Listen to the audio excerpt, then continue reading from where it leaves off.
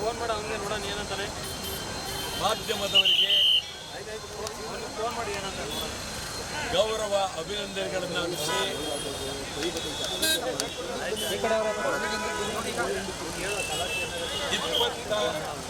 22ನೇ ತಾರೀಕು ಸಮಗ್ರ ಕನ್ನಡಿಗರಿಗಾಗಿ, ಕನ್ನಡಕ್ಕಾಗಿ, ಕರ್ನಾಟಕಕ್ಕಾಗಿ ಕರ್ನಾಟಕ ಬಂದ್. ನೀವು ನಮಗೆ ಸಂಪೂರ್ಣ ಬೆಂಬಲ ಕೊಡಬೇಕು.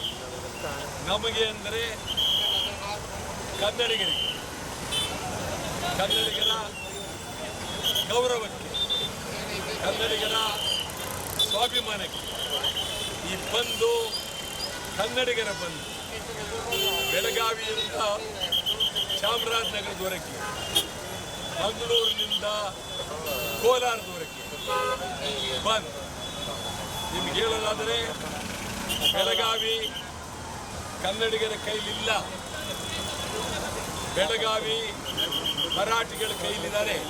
ಇದೆ ಬೆಳಗಾವಿಯ ರಾಜಕಾರಣಿಗಳು, ಮಂತ್ರಿಗಳು ಮರಾಠಿ ಏಜೆಂಟ್ರಾಗಿದ್ದಾರೆ.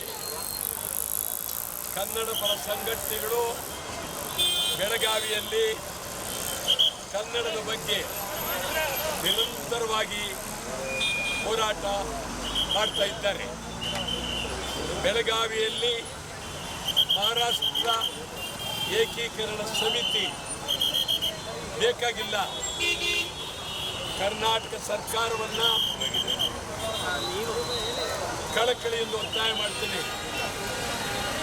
MBS ನಿಷೇಧ ಆಗಲೇಬೇಕು. ಯಾವುದೇ ಕಾರಣಕ್ಕೂ MBS ಇರಬಾರ್ದು. ಬೆಳಗಾವಿ ಉಳಿಸಬೇಕಾಗಿದೆ. ಬೆಳಗಾವಿಯಲ್ಲಿ ಚಾಲಕನಿಗೆ ರಾಜ್ಯ ಸರ್ಕಾರಿ ಬಸ್ ಚಾಲಕನಿಗೆ ಹೊಡೆದಿದ್ದಾರೆ.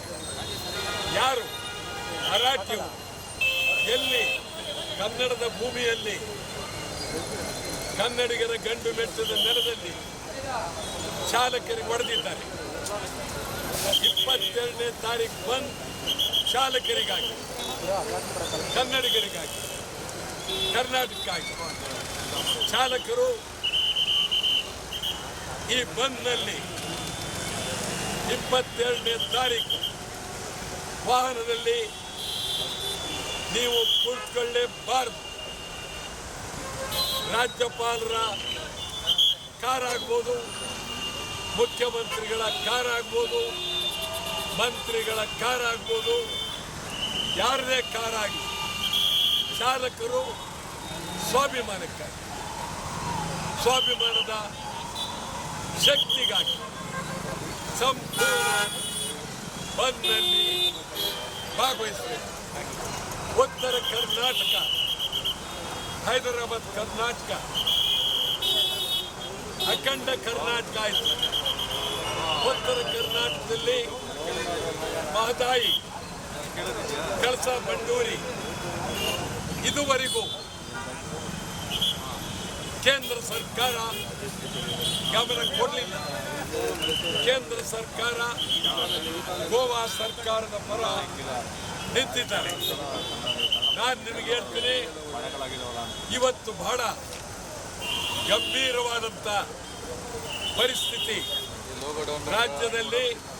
ಸಮಗ್ರ ಕನ್ನಡಿಗರ ಬೇಡಿಕೆ ಕಲ್ಯಾಣ ಕರ್ನಾಟಕ ಅಭಿವೃದ್ಧಿ ಆಗಲೇಬೇಕು.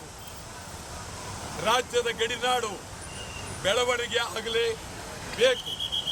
MBS ನಿಷೇಧ ಆಗಲೇಬೇಕು. ಶಿವಸೇನೆ ಗಡಿಪಾರ್ ಆಗಲೇಬೇಕು. ಸಂಭಾಜಿ ಪ್ರತಿಮೆ ಬೇಡವೇ ಬೇಡ. ಕನ್ನಡ ಕಂಡಕ್ಟರ್ ಮೇಲೆ ಏಟು. ಕನ್ನಡಿಗರೇ ಎಚ್ಚರವಾಗಿ ಏಳಿ, ಎದ್ದೇಳಿ, ಎಚ್ಚರವಾಗಿ ನಾಡಿಗಾಗಿ, ಕನ್ನಡಕ್ಕಾಗಿ ಸಮಗ್ರ ಕನ್ನಡಿಗರು ಒಂದಾಗಬೇಕಾಗಿದೆ. ಒಟ್ಟಾರೆ 22ನೇ ತಾರೀಕು ಕನ್ನಡಿಗರ ಬಂದ್. ಸರ್, ಈಗ ರಾಜಕಾರಣಸ್ಥರ ಕನ್ನಡ ಪರ ಸಂಘಟನೆಗಳು ಹೋರಾಟದಲ್ಲೂ ಬಣಗಳಾಗಿದ್ದಾವೆ. ಪ್ರವೀಣ್ ಶೆಟ್ಟಿ ಬಣ ಮತ್ತು ನಾರಾಯಣಗೌಡ ಬಣ ನಾವು ಬಂದಿಂದ ಹಿಂದೆ ಸರಿತೀವಿ ಅಂತ ಹೇಳ್ತಾರೆ. ಮಾತನಾಡಿದೀರ ಅವ್ರ ಜೊತೆ? ಇದು ನಾನು ಮಾತಾಡಿರೋದು ನಿಮ್ಗೆ ಗೊತ್ತಿಲ್ಲ, ಅದಕ್ಕೆ ಕೇಳ್ತಾ ಇದೀವಿ. ಮಾತಾಡಿದೀರಾ? 10 ಸಾರಿ ಅವ್ರಿಗೆ ಹೇಳಿದ್ದೀನಿ, ಕೈ ಮುಗಿದು. ಗೊತ್ತಾಯ್ತಾ? ಒಂದು ಈ ಬಂದು ನಾನೇನು ಅವ್ರನ್ನ ಬರಬೇಡಿ ಅಂತ ಹೇಳಿಲ್ಲ. ಈ ಬಂದ್ನಲ್ಲಿ ಅವರು ಸಮಗ್ರವಾಗಿ ಭಾಗವಹಿಸಬೇಕು.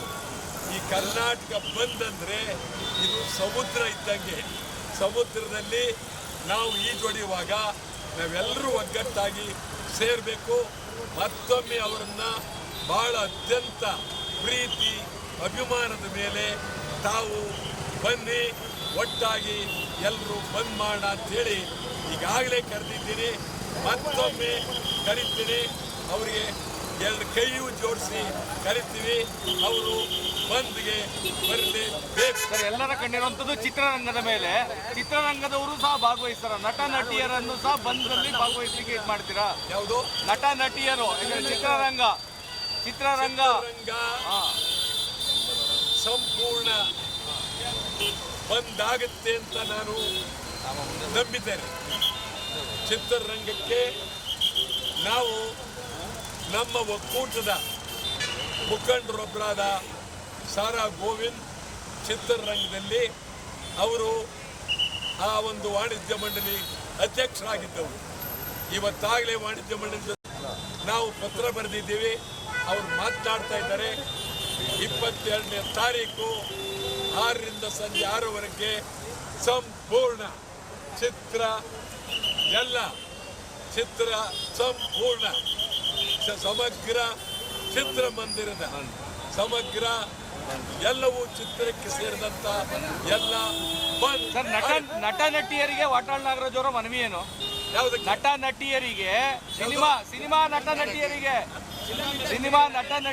ವಾಟಾಳ್ ನಾಗರಾಜ್ ಅವರ ಮನವಿ ಏನು? ನಟ ನಟಿಯರಿಗೆ ಬನ್ನಿ ಈ ಕಡೆ ಪಾಪ ಇಲ್ಲ ಈ ಕಡೆ. ಅದೇನು ಇದ್ದಕ್ಕಿದ್ದಂಗೆ ನಟ ನಟಿಯರ ಮನವಿ ಏನು ಅಂತ ತಮ್ಮ ಮನವಿ ಏನು? ನಾನು ಹೇಳ್ತೀನಿ ಕೇಳಿ. ಕನ್ನಡ ಸಾಹಿತ್ಯ ಪರಿಷತ್ ಮಲಗಿದ್ದಾರೆ. ಅವರು ವರ್ಷಕ್ಕೊಂದ್ಸಾರಿ ಎದ್ದು 3 ದಿವಸ ಒಬ್ಬಟ್ಟು ಕಡುಬು ತಿಂದು ಮಲಗಿಬಿಡ್ತಾರೆ. ನಾನಿವತ್ತು ಕನ್ನಡ ಸಾಹಿತ್ಯ ಪರಿಷತ್ಗೆ ಜೋಶಿಗೆ ಹೇಳ್ತಾ ಇದ್ದೀನಿ, ಗಂಭೀರವಾಗಿ ಹಿಂದೆ ಚಂದ್ರಶೇಖರ್ ಪಾಟೀಲ್ ಇದ್ದಾಗ ಇಡೀ ಕನ್ನಡ ಸಾಹಿತ್ಯ ಪರಿಷತ್ ಸಂಪೂರ್ಣ ಹೋರಾಟಕ್ಕೆ ಬೆಂಬಲ ಕೊಟ್ಟಿದ್ರು. ನೀವು ಬೆಂಬಲ ಕೊಡಬೇಕು. ಸಾಹಿತಿಗಳು, ಎಲ್ಲ ಸಾಹಿತಿಗಳು, ನಾನು ಎಲ್ಲರನ್ನೂ ಕಳಕಳಿಯಿಂದ ಒತ್ತಾಯ ಮಾಡ್ತೀನಿ. ಬೆಂಬಲ. ಸಿನಿಮಾ ನಟರು ಅವರನ್ನು ನಾನು ನಟಿಯರು ಅವರಿಗೆ ಬಹಳ ಅತ್ಯಂತ ಗೌರವವಾಗಿ ಕಳಕಳಿಯಿಂದ ಮನವಿ ಮಾಡ್ತೀನಿ. ಈಗ ನಮ್ಮಲ್ಲಿ ಕನ್ನಡ ಚಿತ್ರಗಳು ನಡೀತಾ ಇಲ್ಲ. ಪರಭಾಷೆ ಚಿತ್ರಗಳ ಹಾವಳಿ ಇದೆ. ಪರಭಾಷೆ ಚಿತ್ರಗಳನ್ನ ಬಹಿಷ್ಕಾರ ಹಾಕಬೇಕಾಗಿದೆ. ಈ ಸಂದರ್ಭದಲ್ಲಿ ಕನ್ನಡದ ನಟಿಯರು ನನಗೆಲ್ಲ ಬಹಳ ಬೇಕಾದವರು. ಅವ್ರ ಬಗ್ಗೆ ನಾನು ಗೌರವ ಇದೆ. ಕೂಡಲೇ ಅವರು ಬಂದ್ಗೆ ಸಂಪೂರ್ಣ ಬೆಂಬಲವನ್ನು ಕೊಡಬೇಕು ಅಂತೇಳಿ ಕಳಕಳಿಯಿಂದ ಅವರನ್ನ ನಾನು ಒತ್ತಾಯ ಮಾಡ್ತೇನೆ. Thank you sir.